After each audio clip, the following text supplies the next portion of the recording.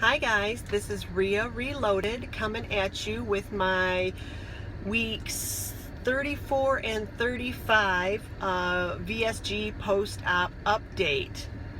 Today is Thursday, May 26th, 2016. I had my VSG surgery on September 14th, 2015 with Dr. Jamal Farhan through Hurley Bariatric Center in Flint, Michigan. My highest weight was 337. My consultation weight was 325. Surgery day weight was 297. The weight last time I came to you 2 weeks ago was 197. And my current weight is 197. No loss, but I'm still calling it a win because I've been on vacation for 2 weeks. Didn't have a scale, didn't weigh, gave myself some permissions on food a little bit, had some alcohol a little bit, and I maintained, so I'm totally fine with that. Let's see what's been going on. Wonderland, I hit Wonderland on May 8th. That is my lowest adult weight, and as a matter of fact, that is the lowest weight I have been since 30 years ago in high school. My junior year, I was 190. I lost 30 pounds going into my senior year, at which I was 160, and then shortly after that got married, had a baby, and just went up from there. So yeah, excited to be in this spot right now. It's kind of new territory for me. Let's see what else. Travel. So I mentioned I've been on vacation for 2 weeks. Started out, went to WLSFA in Nashville. It was great, had a great time. It's a little overwhelming, can be, but this is not a recap of WLSFA. I might do a separate video for that. Basically, just wanted to talk about traveling and vacation. As far as food, my husband and I packed a couple of coolers. One was with cold things, so we took some lunch meat, cheese, yogurts, my Premier protein shakes, and in the other one we had snacks like almonds and beef jerky and protein bars and things like that. In the hotel room we had a fridge, and so we kept things like that around. When we got to Nashville, we resupplied, went to the store, resupplied, and so we kept meat, cheese, yogurts, all that in the fridge all weekend in Nashville.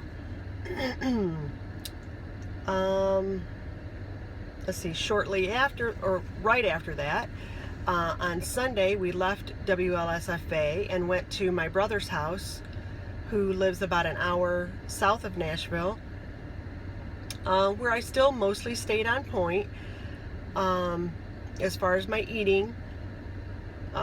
Stuck mostly to protein first. However, it's not, in the South, it's not usually the leanest cuts of protein. It's not turkey and chicken. It's we had barbecue pulled pork, we had steak on the grill, we did have some chicken, and also in the South, veggies are not veggies. We cook them within an inch of their life. They usually have salt, sugar, bacon, fat, stuff like that in them. But I limited those things. I gave myself permission for them. I did have a bite of dressing, which is like my favorite thing in the world. And my aunt, my mom's gone now, but my aunt who lives down there makes it pretty similar to my mom, and so I did have a bite of that. We also went out. My female cousins and sister-in-law and I went to Lynchburg one day. We went to a place called Miss Mary Bobo's. It was a boarding house for years, and now it's a restaurant, and they serve it like they serve the food as if you were in the boarding house. So what I mean by that is you sit with strangers, you eat whatever they have on the menu for the day. You don't order your own food. They serve it family style. You pass the dishes, and that was a neat experience. Of course, it's good Southern homemade cooking. Once again, I gave myself permission. I had a bite of mac and cheese. I had a bite of, what else did I have? Oh, biscuit. And I had a bite, I even had a bite of the dessert, which was a chocolate fudge pie. And being in Lynchburg, it had a Jack Daniel's whipped cream on top. So that was good. And then I made up for it. Like I said, I gave myself permission, didn't feel guilty. I had a bite of each thing, still mostly protein first, and I made up for it the rest of the day with low calorie, high protein meals for breakfast and dinner. Now, speaking of the Jack Daniels, I did have alcohol for the first time since surgery. So it's been 8 months. It's been longer than that because I don't drink, and I didn't really have alcohol before surgery much. But at WLSFA, I did have a couple of drinks. Had some peach schnapps, and my husband and I mixed that with some like sparkling water, ice, flavored water, and sugar-free, no calorie, and that was delicious. I'm sure that he kept them pretty watered down for me, though. I didn't feel much. I heard, everybody says, boy, it hits you faster, hits you stronger. I didn't really feel it, but like I said, they were pretty mild, so that's fine for me. And then the day we went to Lynchburg, of course, that is where they make Jack Daniel's whiskey, and we took a tour of the town, a horse and buggy tour, and the tour goes through the cemetery, and the old guy stops at Jack Daniel's gravesite, and he passes out a shot of whiskey to everyone that's of age in the buggy. And so I did I drank about half of the shot, and then I did dump the rest out at Jack Daniel's gravesite. So that was kind of cool. And it was Jack Daniel's Fire, which tastes like cinnamon red hot. So you want to sip it, because between the strength of the whiskey and the cinnamon taste, it's quite strong, but it's smooth. It's pretty good. Let's see, what else? Exercise and activity. Honestly, guys, I have not been to the gym in weeks. It's been weeks. It was a couple of weeks before vacation. I just felt like I was getting ready for vacation, and any excuse really. And then on vacation, I would say I had good activity. I didn't have any specific exercise, didn't really work out, but we had a lot of activity, some walking and some shopping and touring and stuff like that. So it wasn't horrible. Didn't just sit around. Let's see what else.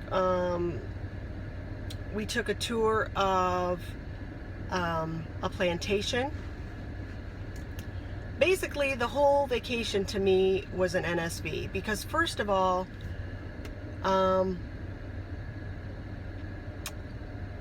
in the past, I probably never would have taken a trip to meet strangers, period. Then the activities while we were on the trip, we toured a southern plantation in Franklin, Tennessee. that during the Civil War, this family opened up their home to the soldiers that were injured in the nearby fighting. And of course the home, it's a 2-story home, and I went up the stairs, and I didn't have to sit down. In the past I never would have considered that, because the plantation's pretty big, and you're walking the property and you're going up and down the stairs. And the property also has a cemetery where the family donated 2 acres of their property for a cemetery for the soldiers who had died there.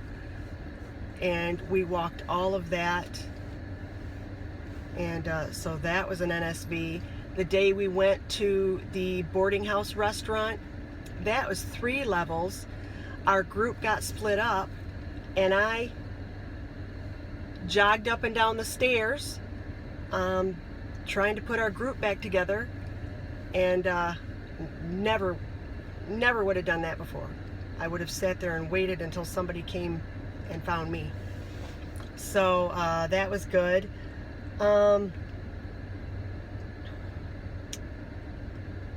Honestly, guys, every day NSVs are happening, and sometimes I'm not noting them, because sometimes I don't even notice them, because things are becoming, if not effortless, easier than they were before. Sometimes you just don't even notice. Like when we were at the boarding house, and I ran up the stairs to find the rest of the group. I didn't even think about it until afterwards. So that's good. NSVs are becoming normal, real life. And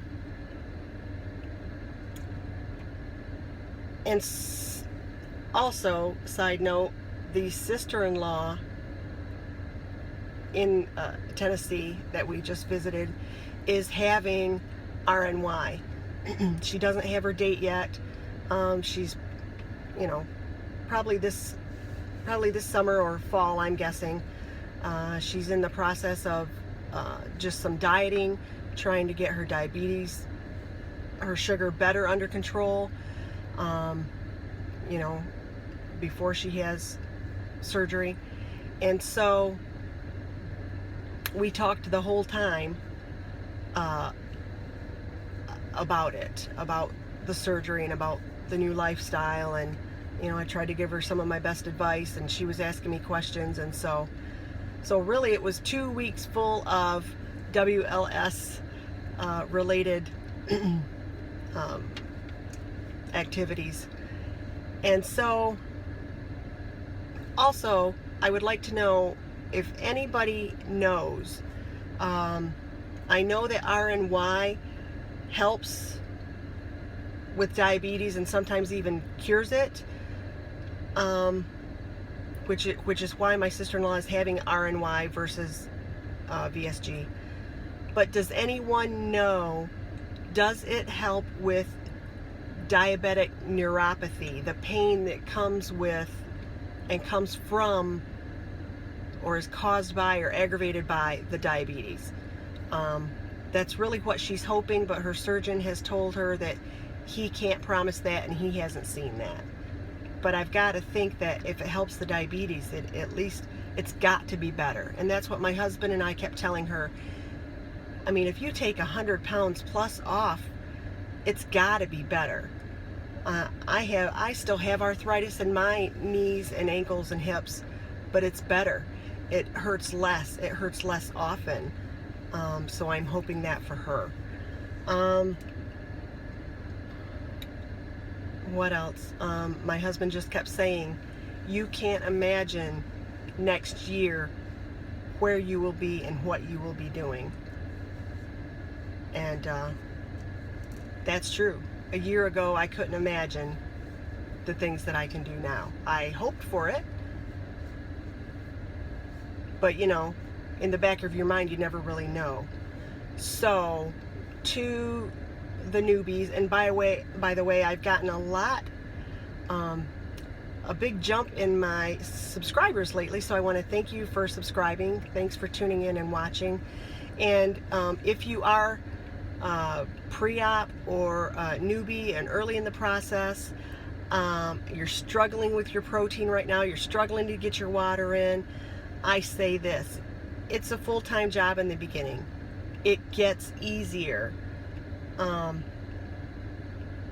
It becomes,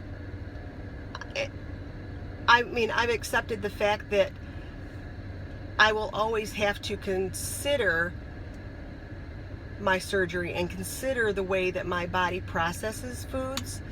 I'm not going to say I will never be normal, because what is normal? I'll have to accept what works for me and live with it within reason. I'm not going to deny myself everything, but I hope that I will be more mindful, and so it does get easier.